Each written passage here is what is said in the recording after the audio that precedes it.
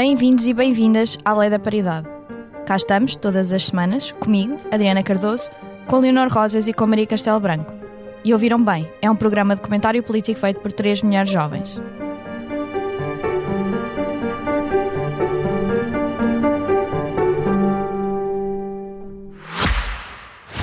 O Tribeca Festival Lisboa está de volta com grandes conversas. Giancarlo Esposito com Albano Jerónimo e Eddie Falco, Química Teatral com Daniela Roy e muito mais. 3 dias de talks, filmes e podcasts. De 30 de outubro a 1 de novembro. Compra já o teu bilhete em tribecalisboa.pt. Com apoio BetClick, Mel, Toyota e Vila Moura. Esta semana, depois de um fim de semana profundamente futebolístico, aconteceram algumas coisas relativamente relevantes na nossa política nacional. Depende da perspectiva, mas acho que se acham que são positivas ou negativas, mas no fundo relevantes, podemos concordar todos que são. E Deus. Isto parece que estamos... Que introdução. E olhando aqui diretamente para a nossa esquerdista irremediável, vamos começar a falar sobre o facto da dinastia Mortágua ter terminado à frente da liderança do Bloco de Esquerda. Não foi uma dinastia na medida em que foi só uma Mortágua a liderar o Bloco de Esquerda. E na verdade não foi assim tanto tempo, portanto também o meu dinastia foi profundamente irónico. Foi um reinado. Foi irónico. Por acaso há dinastias muito trágicas e muito pequenas. Oh meu Deus, história. não vamos sair daqui, nem na introdução. Ok. Mariana Mortágua anunciou numa carta aos militantes que iria sair do cargo ou seja, que não se iria recandidatar na convenção do Bloco de Esquerda ao cargo de líder, não é, Leonor? Ou é coordenadora. De coordenadora, adoro os eufemismos, do Bloco de Esquerda. E para além disso, neste momento existem alguns meios de comunicação social que indicam uma possibilidade de quem poderá vir a ser candidato a uma das moções para ser o líder do Bloco de Esquerda, ou coordenador. Mas ficam várias coisas em cima da mesa, como por exemplo o facto de Mariana Mortágua ter anunciado que após a discussão do Orçamento de Estado na globalidade, que irá sair do seu lugar no Parlamento e portanto fica em aberto quem poderá substituí-la. Não querendo pedir à Leonor que avance sobre isto, porque sei que certamente não fará e não é o tipo de pessoa que o fará. Pergunto-te, Leonor, e dando-te a primeira palavra, o que é que tu tens a dizer sobre isto? Fazendo-te uma pergunta, se me permites. Achas que o balanço... Não sei se permite. Achas que o balanço geral dos dois anos, penso eu, que Mariana Mortágua esteve à frente... 2 anos e meio, mais Exato. ou menos.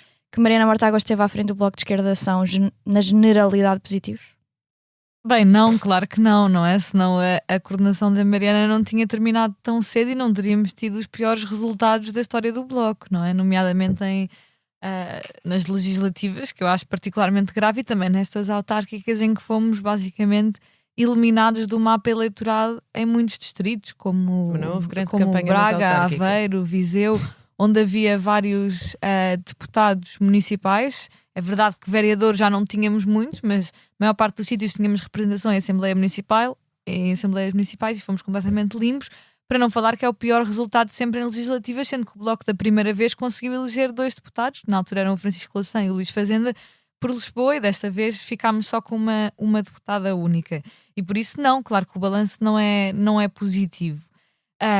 Mas, enfim, como é sabido quem costuma ouvir este programa, eu faço parte da direção do Bloco de Esquerda e por isso há coisas às quais eu naturalmente não vou responder, até porque não são do domínio público, e quando forem, acho que aí faz sentido dar a minha opinião, mas neste momento mais do que me focar em nomes de quem poderá ou não ser coordenador, ou seja, de quem poderá ou não encabeçar a moção A, que é a moção da qual eu faço parte, prefiro falar um bocadinho mais sobre perfil de liderança e sobre o futuro do Bloco de forma mais ampla, no sentido em que, ou seja, e lá está, e aqui reservo-me às minhas opiniões pessoais como Leonor, não é que eu seja mais do que uma pessoa, não sou tipo aquele filme do Split, mas a verdade é que eu estou aqui como Leonor e não como Bloco de Esquerda, como homem da maratona, que é o bonequinho a correr.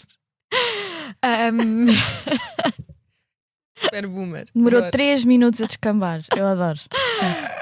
Não, então agora não descambando. Eu acho que a Mariana tomou uma boa decisão em sair da liderança, como eu acabei de dizer. Acho que naturalmente o balanço é negativo.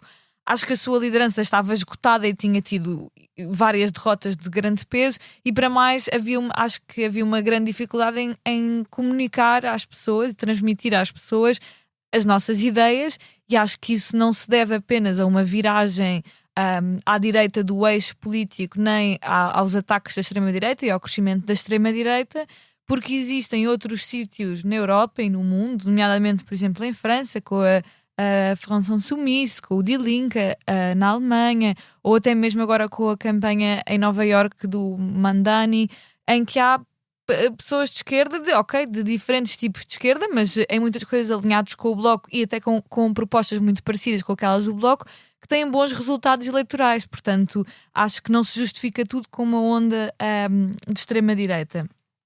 Acho também que outra questão que se pode colocar em cima da mesa sobre o perfil de liderança, muito mais do que sobre as pessoas em si, tem a ver com um perfil de liderança, uma coordenação do Bloco de Esquerda que possa abrir um espaço para uma maior democracia interna dentro do Bloco e uma maior abertura à crítica e à possibilidade de transformação, não só externa da mensagem do Bloco, mas interna do que se passa dentro do Bloco, de redemocratizar espaços que ficaram muito fechados à crítica, de abrir para pessoas que se calhar se foram embora e ficaram descontentes, possam talvez voltar a participar, ter interesse, antigos votantes, antigos militantes, possam voltar, de trabalhar no enraizamento local, porque um partido sem enraizamento local não tem como sobreviver quando de repente a comunicação social lhe é altamente desfavorável, como é normal que seja para um partido anticapitalista,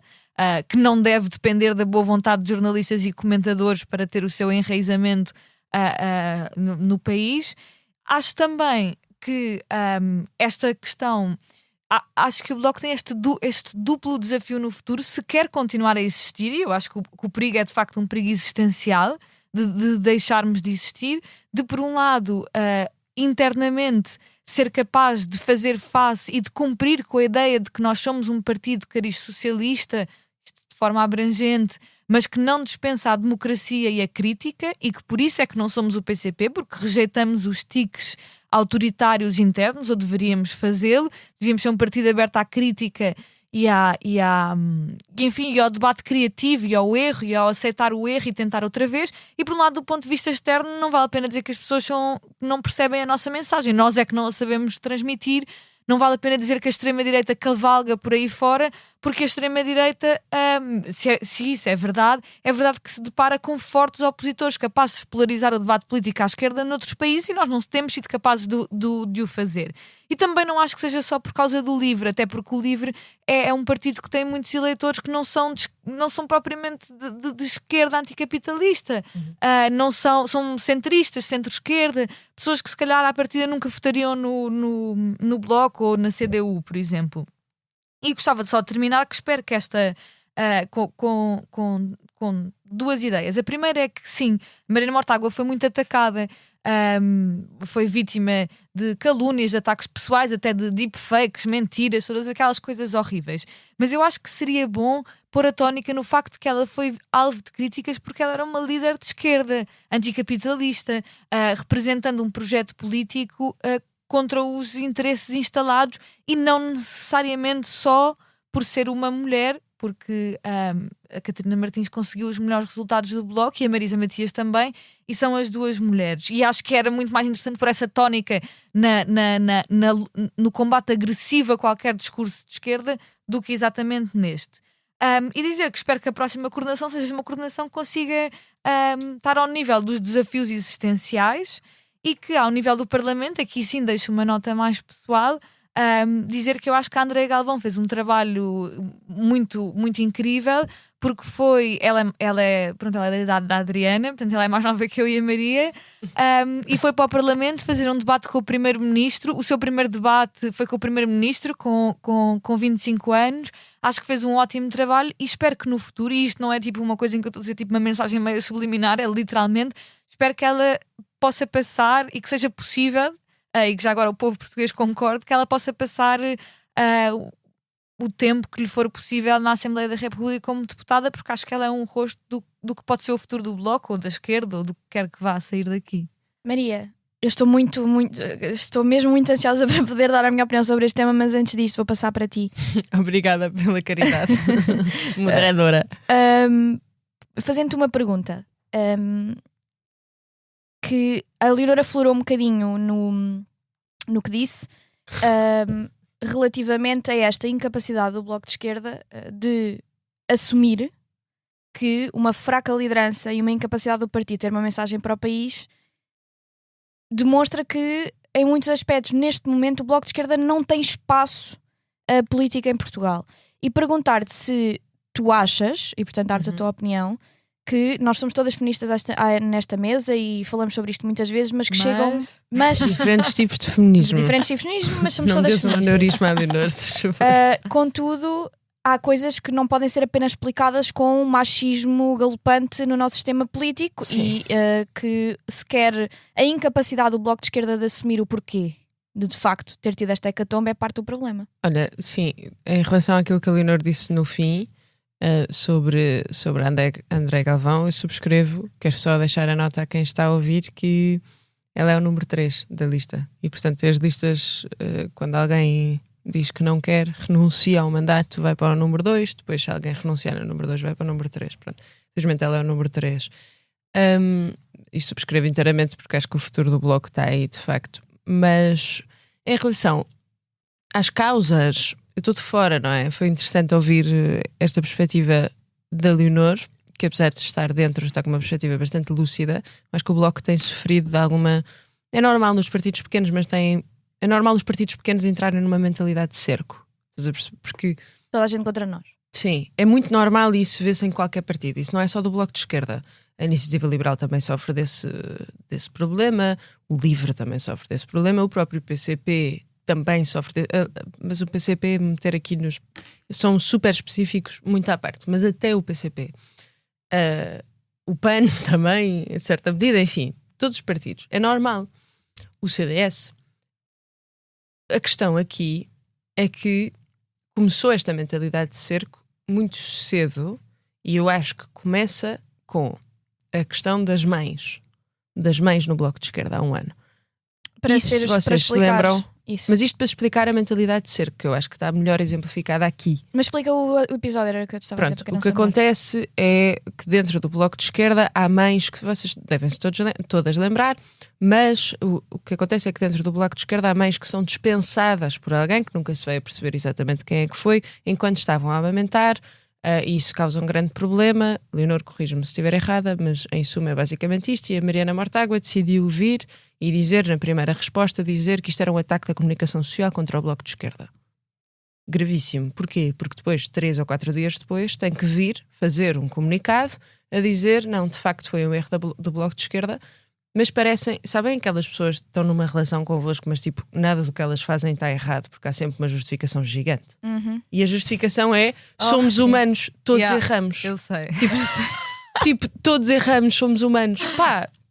E parece uma parece uma desculpa ridícula. Pronto, e é desse tipo de pessoas numa relação que eu acho um bocado insuportável. Tipo, não consegue dizer assim, olha, pá, ganda chatice, fizemos porcaria mesmo, e vamos tomar consequências disto, ou seja, vamos fazer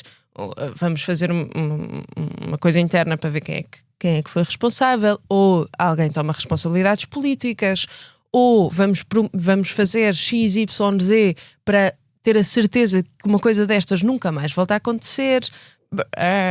Não é. Primeiro é a comunicação social que está atrás deles, quer dizer, isto é maior do que os fantasmas que Luís Montenegro tem durante a noite quando não fecha as cortinas da Assembleia do Palácio de São Bento. E Deus quando vai falar com o André Ventura. Exato, de vez em quando. não, exato. É muito pior, isto é um delírio que é, de repente está toda a gente contra eles, porque esse é o problema que a Leonor apontou e que eu também vejo quem está de fora, que é o Bloco de Esquerda está com muita dificuldade em aceitar alguma crítica, algum tipo de crítica. Repito, também é normal dos partidos pequenos. Depois há outra questão que tem que ver com o perfil, podia ficar aqui horas, mas tem que ver com o perfil de liderança da Mariana Mortágua, que é, a Mariana tinha imensas expectativas, porque ela é muito boa parlamentar, muito boa tribuna parlamentar, começa a ganhar bastante admiração até noutros campos políticos por causa disso, na Assembleia da República, mas a Mariana é aquilo que os partidos chamam cão de fila, como, por exemplo, como Hugo Soares é um grande cão de fila, Luís Montenegro, por exemplo, era um cão de fila de Pedro Passos Coelho, mas também é um bom líder. Para ser um bom líder também é preciso ter instinto político e capacidade política de alguma inteligência emocional e de capacidade de manipulação, por exemplo. Que a Mariana não parece ter, porque a Mariana É literal. pronto, é bastante literal, cria pouca ligação com as pessoas porque acho que ela é muito tímida, ela é um bom cão de fila no Parlamento, como o Carlos Guimarães Pinto é, por exemplo, como o Francisco Rodrigues dos Santos, que é meu amigo e de quem eu gosto muito, mas o Chicão, quando as pessoas estavam a bater nele porque matou o CDS, é uma situação bastante parecida, que é herda um partido que já não está muito bem, que foi o que aconteceu à Mariana. Quando o Bloco de Esquerda diz isto é a líder política mais perseguida, vão ver o que é que os média e o que é que a comunicação social disse sobre o Chicão na altura. Foi horrível, mataram o Chicão. Mataram publicamente, foi muito pior do que estão a fazer à Mariana Mortágua. E ele herda um partido político, mas comete vários erros de quem está habituado a ser, lá está, cão de fila, um grande tribuno, cria um bocadinho o partido todo à volta dele, porque era o que acontecia com ele na JP, e a Mariana fez isso no Bloco de Esquerda e foi um erro crasso. Pronto, e eu acho que vem daí, acho que não tem nada a ver com o facto dela ser mulher, acho que pode ter algumas questões acerca disso, mas acho que não é só por isso que ela não conseguiu ter um grande resultado do Bloco de Esquerda. Quem acha isso, quer dizer, a Catarina Martins é o quê? Como a Leonor disse, a Marisa Matias é o quê? Aliás, só para dizer, na campanha de Lisboa estava toda a gente muito mais contente quando era a Marisa Matias e estava a conseguir muito melhores resultados. Portanto, o problema não é dela ser mulher, o problema assim, é sempre um problema sermos mulher na política, mas tipo, não explica tudo. E esta mentalidade de vitimização e de não sei o que é um bocado chato, lá está, parecem aquelas pessoas que estão em relações e é sempre tipo mimimi, sou a vítima, meu Deus, toda a gente comete erros, tipo, fiz um erro gigantesco. Está tudo fixe, Maria. Pá. Não, mas é bué, não é? Não, tá, só que chateia-me. Olha, tu andas mesmo. Não, a semana passada era a Adriana que queria comer a bolacha de arroz do seguro. Eu sinto que anda a ser a principal, a pessoa que causa a principal confusão neste programa. É que nós preservamos, mas vamos parar de fazer, espero que tenhas noção. Espero que não. Querendo trazer um bocadinho de ordem aqui a esta mesa e tomando a palavra. Tu não concordas comigo? Isto não é por. Eu não estou. Acho que não a estou Adriana a está sempre a trachar as antigas relações dela como metáforas aqui no programa. Mas aqui não era mesmo trachar relação nenhuma. Aqui não era mesmo, é que chateia-me esse tipo de pessoas. Desculpem, eu estou a ter um momento de más influências. Estás completamente. Estás completamente. Acho que já estás ansiosa para o nosso DJ set e já estás a começar a resvalar. Estás a confundir o estúdio com a pista de dança. Mas para dar um toque minimamente sério a isto, porque acho que é mesmo muito relevante, eu ia utilizar exatamente a metáfora que a Maria utilizou sobre as relações, sobre o Chicão. Sobre o Chicão, na verdade, mas acho que ela já o fez de forma bastante eloquente e escuso de o fazer. Gostava só de dizer algumas coisas relativamente à Mariana e depois ao Bloco de Esquerda no geral. Primeiro, da mesma forma que eu não acho que na altura o Francisco Rodrigues dos Santos de facto tivesse a culpa da forma como o CDS desapareceu, porque já era algo que já estava a acontecer, já estava a guiar, ou seja, estava a manejar um carro que já estava completamente em contramão. O que interessa é que foi a pessoa que o virou completamente contra os raios e foi ele que acabou por causar o acidente e mais rápido do que o necessário. E Mariana Mortágua foi exatamente a mesma coisa que fez, e é exatamente esse que eu acho que é o problema dela e o problema que ela fez. Se bem que o Chicão depois teve um percurso muito interessante, fazer mesmo uma reflexão interna sobre o que aconteceu, e não me parece que a Mariana esteja muito bem virada neste momento. Isso tenho a certeza, e também dado primeiro a personagem, a pessoa, e depois também dado o partido em que está. Acho que Mariana Mortágua efetivamente tornou-se um ativo tóxico do Bloco de Esquerda, viu-se completamente nas últimas autárquicas. Eu gosto de relembrar que Alexandra Leitão perguntaram-lhe se Mariana Mortágua iria fazer campanha na última semana das autárquicas e Alexandra Leitão disse que esperava que não, porque a flotilha não é um assunto de autárquicas e, portanto, quando até a líder da coligação das autárquicas por Lisboa, que era, eu diria, o principal cavalo de guerra que o Bloco de Esquerda tinha nestas autárquicas quis colocar a líder de lado, diz tudo sobre o quanto Mariana Mortágua foi um ativo tóxico.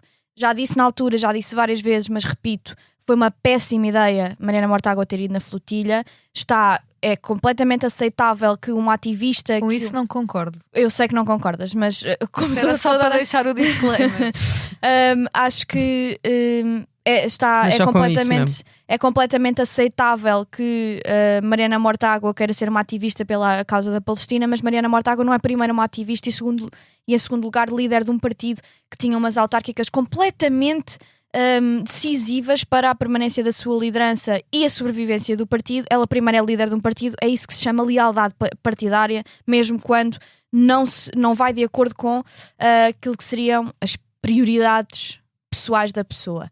E por falando em pessoas que não se preocupam propriamente com o partido e vão mais a favor das suas lealdades pessoais, relativamente a quem poderá substituir Mariana Mortágua no Parlamento, eu gostava de dizer o seguinte, e para pegar no que foi dito sobre André Galvão. Parece-me evidente que quem vai e quem poderá vir a ser o substituto de Mariana Mortágua, se formos pela lógica normal, quando a primeira da lista suspende o mandato ou sai do Parlamento, normalmente é o segundo da lista que acaba por substituir. O segundo da lista é Fábio Figueiredo, pessoa essa que considerou completamente aceitável atirar André Galvão para o Parlamento para ter o seu primeiro debate com o Primeiro-Ministro, com a sua primeira intervenção no Parlamento Português, depois da Mariana Mortágua ter ido na flotilha. Portanto, atirou uma pessoa para o Parlamento sem qualquer tipo de experiência, sendo que ele tinha sido líder da bancada na sessão legislativa anterior, por questões pessoais, e que significaria que não poderia estar a fazer trabalho parlamentar. Mas não tinha problema nenhum em estar em todas as televisões, literalmente todos os dias, a fazer de porta-voz e defesa do Bloco de Esquerda, porque lhe convinha, porque quando se está no Parlamento tem que se trabalhar e quando se vai à televisão nem assim tanto. E portanto, como este é o tipo de pessoa que pode vir a substituir André Galvão, eu não tenho nada a ver com o Bloco de Esquerda. Não, aliás, é o número 2. Portanto, seria o normal. Não tem problema nenhum em aceitar essa... Natural. Sim. Não tem problema nenhum em aceitar agora, mas tinha antes. Tinha antes, não é? era isso que eu ia dizer. Portanto, como existiam razões variadas para não poder ter estado anteriormente, quando André Galvão esteve no Parlamento a substituir Mariana Mortágua, ele tinha questões que não poderia estar. Espero que tenha um bocadinho mais de noção e não os tenha ultrapassado numa questão de semanas, e perceber que quando alguém se atira para a frente quando se atira alguém para os carris do comboio e fez um trabalho, devo dizer, absolutamente meritório, e que deixa qualquer pessoa que goste de política, seja mulher e seja jovem, bastante contente com a performance que André Galvão teve, que agora tenha um bocadinho de vergonha na cara e que permita que essa pessoa consiga fazer o seu caminho e continue a poder representar o Bloco de Esquerda. Mas com esta nota passo para o nosso próximo tema. Não vou estar a comentar a questão do futuro líder ou da futura líder, porque não sei. A RTP deu quem é que poderia vir a ser o próximo líder, mas devo dizer que só comento as coisas depois destas serem públicas. Vou passar para o próximo tema, que é algo que me incomodou mesmo muito e que me custou a ler neste fim de semana, quando uma pessoa liga à televisão e em 2025, com o seu avô no sofá que foi detido pela PIDE, vê André Ventura na televisão a dizer que isto só com 3 Salazares é que lá ia. Nunca pensei que isto pudesse acontecer. André Ventura deu uma entrevista à SIC Notícias que eu diria que foi muito para além de tudo aquilo que ele já tinha dito, no sentido em que esta campanha presidencial me parece que da parte dele está a ir para o limite, está a ir para lá do limite que ele já nos tinha habituado, até para além daquilo que tinha sido a sua campanha em Loures. E por isso pergunto-te, Maria, primeiro, o que é que achaste da entrevista? E depois, todos os candidatos presidenciais estão a colocar um badinho as garras de fora, portanto deixo-te um bocadinho roda livre para falar sobre este tema. Pois sim, eu vou ser breve, porque eu acho esse tema, ou seja, acho isto que o André Ventura disse deplorável, acho particularmente risível, porque acho que o Salazar o iria desprezar, acho mesmo, porque acho que iria ver neste discípulozinho, eu estou a medir as minhas palavras, mas é que quando se diz, pá, era preciso 3 Salazares para limpar isto, e se repete, ele repetiu isto no Parlamento, quando se diz isto e se acha que é ok, enfim, acho que o Salazar ia achar neste discípulozinho ridículo uma coisa risível, mesmo, até porque eu já disse isto aqui e espero que as pessoas compreendam o que eu estou a dizer, porque é um bocadinho nuanciado, mas é que Salazar, o projeto de expansão imperial do Salazar, passava por acreditar, ou fazer acreditar, ou dizer que os goeses, os moçambicanos, os angolanos, os brasileiros eram portugueses. Claro que eram portugueses de segunda, e Salazar usava estas pessoas como um instrumento para a expansão do seu poder. Ainda assim eram portugueses. O Ventura tem uma espécie de nacionalismo português que é tipo condomínio fechado, é ridículo. Ele vê nestas pessoas uma ameaça e precisa deles para se queixar. Que é isto? O projeto político de André Ventura neste momento em relação a estas coisas é completamente queixumes.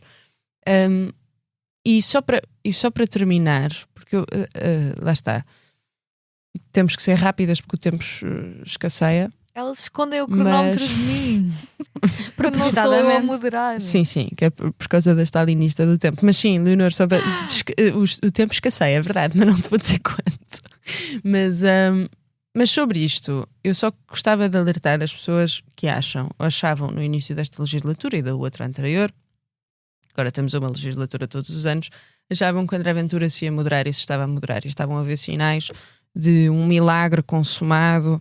André Ventura, que de repente estava a ser... Sim, eu queria só relembrar que ele, numa espécie de entrevista, /debate, não sei muito bem, comigo, quando eu estava lá, eu pressionei sobre a Meloni, ele disse que desprezava a Meloni. Olha para ela com desprezo. E isto foi ao vivo, podem ir ver, ou seja, ficou gravado, foi na televisão, foi no canal ao lado, no canal da concorrência aqui. Mas ele disse que desprezava a Meloni porque ela era uma das principais culpadas, porque era conivente com a islamização da Europa. Portanto, o André Ventura não se quer moderar. Tem outra estratégia, que é puxar o centro cada vez mais próximo do sítio onde ele está. Portanto, as pessoas que acham que ele se vai moderar quando tiver poder, que vai haver um milagre na terra e Deus vai falar com André Ventura mais uma vez, e ele, o quarto pastorinho de Fátima, autoconfessado quarto pastorinho de Fátima, quero só lembrar. Autoproclamado, não vamos dizer confessado, porque a minha cruz aqui está a arder no peito. Para ele é confessado mesmo. Não, e devia arder mais quando ele se ajoelha perante um congresso. Essa nunca mais me esqueço. Ajoelhou-se perante um congresso a dizer: Deus, fala comigo. Deixa-me só dizer isto. Ou quando tira fotografias sinistro dentro de capelas e de igrejas a rezar, que é das coisas mais... Não, imagina, eu acho gravíssimo, eu acho mais grave ajoelhaste com um terço na mão e dizer Deus fala contigo. Isso é completamente herege para os católicos. Parece uma seita, pronto. Daquelas... Take your meds, please. Parece aqueles tipos que se tu deres o telefone da tua ex, eles nunca mais os param de chatear. E depois sou eu. Enfim, nunca vi mesmo. Mas as testemunhas de Jeová, não é? Por acaso é ótimo, é uma ótima dica. Este quarto pastorinho de Fátima agora quer 3 Salazares, e as pessoas que achavam que o quarto pastorinho de Fátima se ia moderar, desenganem-se, é um erro, não se vai moderar, porque lá está, porque ele quer, a cada coisa destas, ele está a testar a imunidade democrática, e a cada frase destas, toda a gente fica a discutir durante uma semana aquilo que o Dr. André Ventura quer que nós discutamos durante uma semana, 2 semanas, o que for, a cada coisa destas, o centro puxa-se mais para o sítio onde ele está. E esta é a estratégia da extrema-direita na Europa inteira. E, portanto, eu acho que, eu escrevi isto hoje, eu acho que o Luís Montenegro vai perceber, mas eu acho que tarde demais, mas vai perceber que não há aproximação ao Chega que chegue mesmo. Não há. Não vai conseguir. Leonor, sem pergunta, o mais rápido que puderes. Vou começar a fazer tipo rap God. Não, eu queria só deixar algumas notas históricas. Maria, não. Até porque eu acho que quem nos ouve, quem nos ouve em princípio não concordará com isso, que é preciso 3 Salazares, mas é sempre interessante deixar alguns talking points, pontos de conversa, para terem com os vossos tios fascistas, primos fascistas, o que quer que seja. E gostava de deixar alguma ideia sobre isto, o que é ter Salazar a triplicar. Na altura em que Salazar governava o país, portanto, assim, apontando mais ou menos para 1950, a taxa de analfabetismo em Portugal era cerca de 50%. Em termos, se olharmos para as mulheres e para o mundo rural, chegava aos 60%, 70% às vezes. O que significa que Salazar a triplicar, ninguém na população saberia ler. Depois, a mortalidade infantil era de 90 mortos por 1000 nados vivos. E assim, só para pôr em ponto de comparação, na altura no Reino Unido, por exemplo, já era inferior a 40. O que significa que se fosse a triplicar, nós tínhamos 300 mortes por 300 mortes por cada 1000 nados vivos. Isto falando de mortalidade infantil, que é uma forma muito interessante de medir o desenvolvimento de um país. A esperança média de vida na altura ao nascer era cerca de 55 anos. Bem, com 3 Salazares ninguém vivia. A população, 50% estava abaixo do limiar da pobreza. É uma estimativa, 50%. Com 3 Salazares era preciso aumentar a população para haver mais pobreza. Contra Salazar não havia corrupção. Claro que sim, só que houve, e muita. Exato. 800 mil jovens foram mobilizados para a guerra colonial. Com 3 Salazares tínhamos mais de... eu sou péssima a fazer contas, mas é como dizia o Guterres, é fazerem as contas quantas pessoas teriam sido mobilizadas para a guerra colonial, quantas dezenas de milhares de jovens teriam vindo mutilados, para sempre marcados e traumatizados pela guerra. Houve um esforço orçamental de cerca de 40% do orçamento do Estado no fim para conseguir pagar a absurda e anacrónica e horrível guerra colonial. Com 3 Salazares o orçamento estava todo para a guerra colonial. As mulheres não tinham direitos, não tinham direito ao divórcio. Até aos anos 60 dependiam do marido para a maior parte das coisas legais, como ter um trabalho, ter uma conta bancária, etc. O divórcio era uma realidade praticamente inexistente. Só com um Salazar já tínhamos Peniche, Aljube, Caxias, Tarrafal, já tínhamos a António Maria Cardoso, tínhamos a PIDE, julgamentos sumários que eram uma fachada, tínhamos tortura, censura, colonialismos, uso humanos com pessoas racializadas, guerra colonial, massacres coloniais, estatuto do indígena, ato colonial. Portanto, não sei o que é que seria isto a triplicar. Querem triplicar o número de jovens mortos em guerra, querem triplicar o número de pessoas subjugadas à pobreza e à violência doméstica, querem triplicar o número de pessoas mortas pela polícia política. Aliás, o Pedro Pinto até já disse que a polícia devia disparar mais a matar. Querem mais José Ribeiro Santos, jovens que por contestarem a guerra são assassinados a tiro. É isto que André Ventura quer a triplicar. E acho que o que nós nos precisamos é de livrar, e ainda não nos livramos totalmente do legado de 48 anos de ditadura fascista, e eu sublinharia particularmente não nos livrarmos do legado pesado do lusotropicalismo e do racismo que essa ditadura também veio acentuar, e precisamos sobretudo nos livrar destes pastorinhos, wannabe pastorinhos de Fátima que falam com Deus ou quer que seja, porque eles só querem isto tudo a triplicar e é fazer as contas, como diz o outro. Adriana?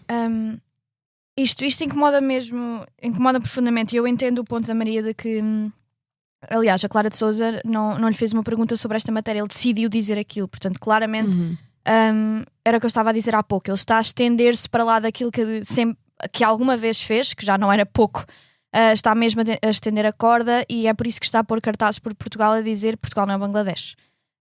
O que é verdade, parabéns, pelo menos sabe geografia. Sim. André Ventura. Que desde já devo-vos dizer que qualquer cidadão português tem o direito de fazer uma queixa relativamente a cartazes racistas, xenófobos e qualquer tipo de capacidade de difundir mensagens que vão contra a nossa Constituição, e quem achar que, aliás, quem tiver um cérebro e achar que este tipo de coisas não devem fazer sentido em Portugal, é só para vos deixar a nota de que tenho o direito de fazer queixa relativamente aos mesmos. Eu sei que já fiz.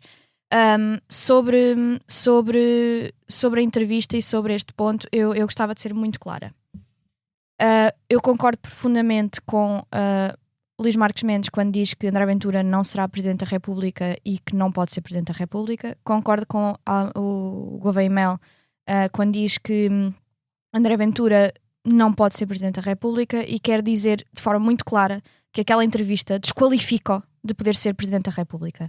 Não foi só dizer os 3 Salazares, foi o facto de dizer claramente que não concorda com esta Constituição, que não aceita esta Constituição, e nenhum Presidente da República de um regime constitucional pode ser contra a Constituição.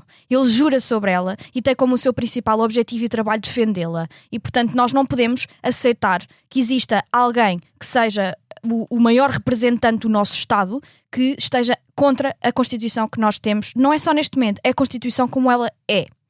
Quando alguém faz o tipo de comentários que André Ventura fez, eu só gostava de dizer o seguinte e ser muito clara.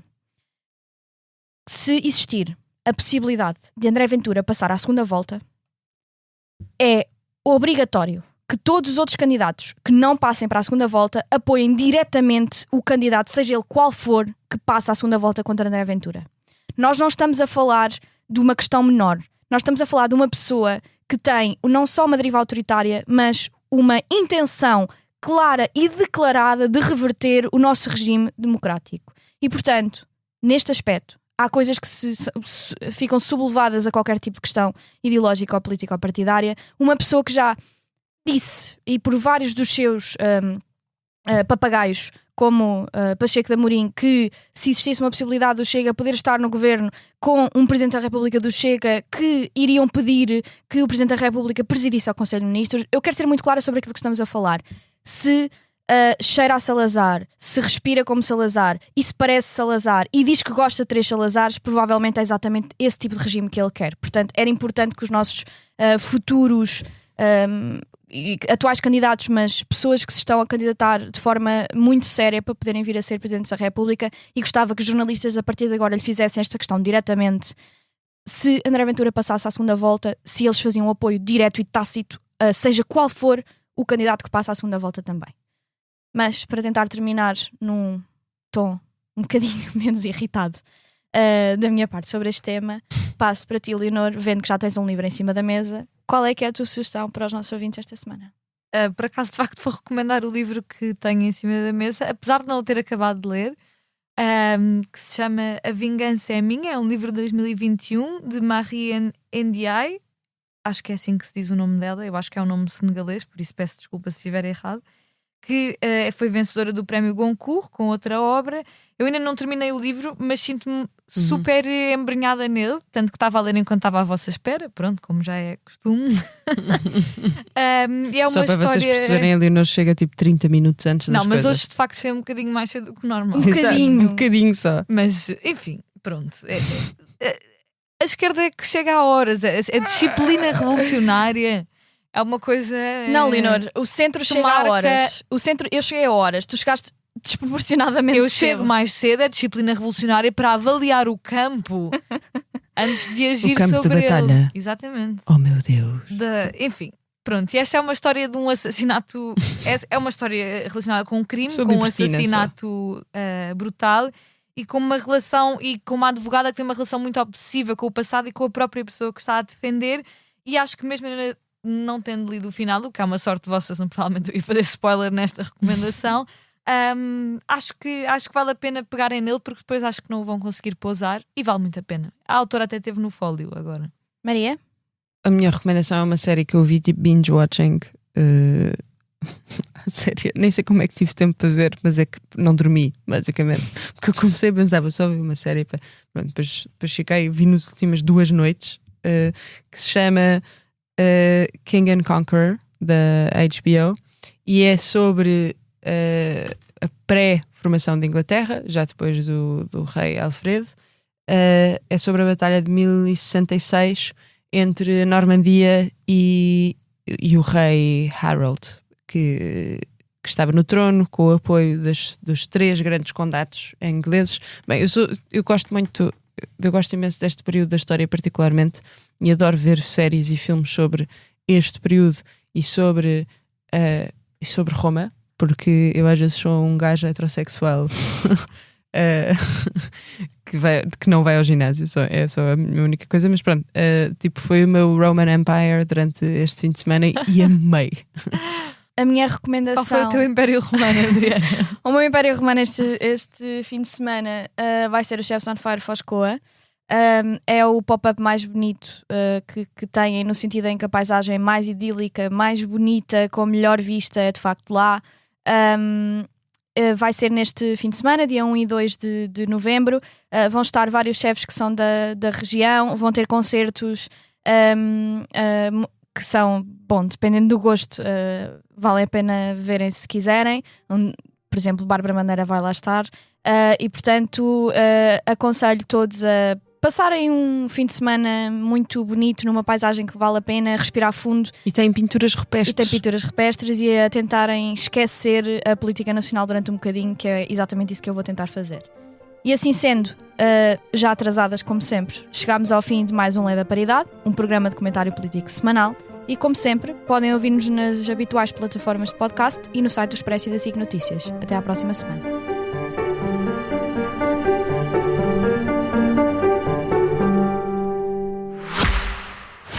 O Tribeca Festival Lisboa está de volta com grandes conversas.